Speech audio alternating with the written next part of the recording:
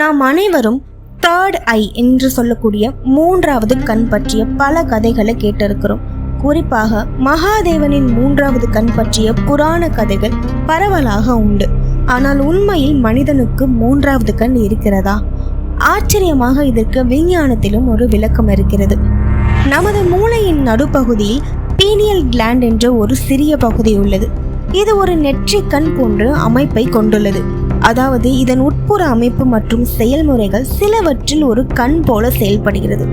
Pineal gland எப்படி ஒரு கண்ணோடு ஒப்பிடுகிறார்கள்? மனிதன் இருட்டில் இருக்கிறானா வெளிச்சத்தில் இருக்கிறானா என்பதை அது உணர வைக்க முடிகிறது. இந்த கிளாண்ட் மெலட்டோனின் என்னும் ஹார்மோனை உருவாக்குகிறது.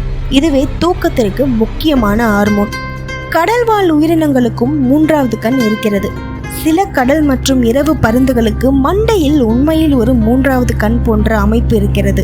இது நேரடியாக ஒளியை உணர வைக்கிறது. பழமையான இந்து, எகிப்திய மற்றும் கிரேக்க நாகரிகங்களில் இந்த பீனியல் கிளாண்ட் பற்றிய குறிப்புகள் இருக்கின்றன. சிலர் இதை ஆன்மீக அறிவுக்கண் என்றும் சிலர் ரகசியங்களை புரிந்து கொள்ள உதவும் கண் என்றும் கூறுகிறார்கள். ஆனால் விஞ்ஞான ரீதியாக பார்க்கும்போது இது உண்மையில் நம்முடைய பயாலஜிக்கல் கிளாக், உடல் நேரத்தை கட்டுப்படுத்தும் ஒரு முக்கிய உறுப்பாகும் என கூறப்படுகிறது. மனிதனின் மூன்றாவது கண் பற்றி நீங்க என்ன நினைக்கிறீங்க? இது உண்மையா அல்லது வெறும் புராண கற்பனை தானா? உங்க கருத்து என்னன்னு கீழே கமெண்ட் பண்ணுங்க. இந்த மாதிரியான ஆச்சரியமான உண்மைகளை நீங்க தெரிஞ்சுக்கணும்னா அதுக்கு மறக்காம ரேடியோ டாக்கர்ஸ் சேனலை சப்ஸ்கிரைப் பண்ணுங்க.